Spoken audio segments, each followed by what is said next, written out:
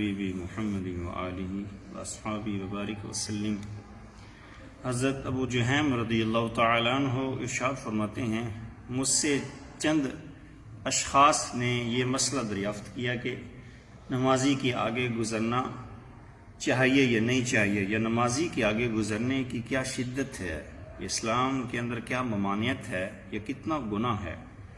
حضرت ابو جہیم رضی اللہ تعالیٰ عنہ ارشاد فرماتے ہیں،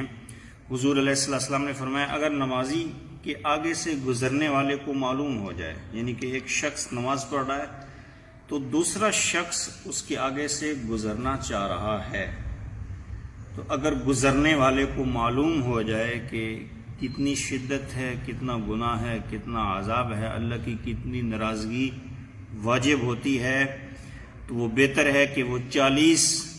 کا عدد آتا ہے 40 کھڑا رہے۔ اب محدثین کہتے ہیں کہ 40 سال، 40 دن یا 40 مہینے۔ اب اندازہ فرمائیں، ایک روایت کے اندر 100 سال بھی آتا ہے، جس کو ابن ماجہ نے، جس کو مسند احمد میں امام احمد ابن حنبل نے، صحیح ابن خزیمہ میں، صحیح ابن حبان میں روایت کیا ہے۔ حضرت ابو ہریرہ رضی اللہ تعالیٰ عنہ ارشاد فرماتے ہیں،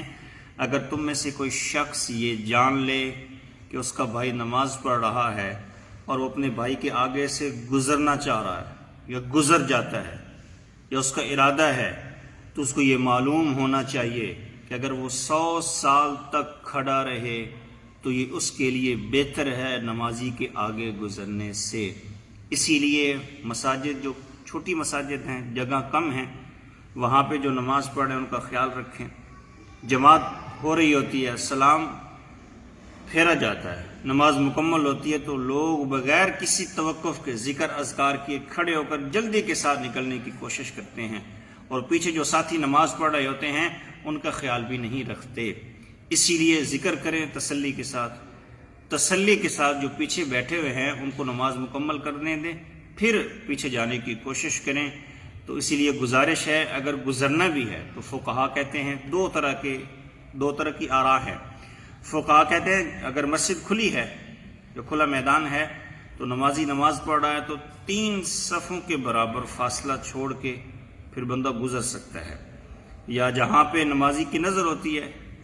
فقہا اس کے متعلق بھی کہتے ہیں۔ لیکن بہتر یہ ہے کہ سترے کا اہتمام کیا جائے مساجد کے اندر۔ اگر آپ جماعت کے ساتھ نماز پڑھ رہے ہیں تو امام صاحب ہیں،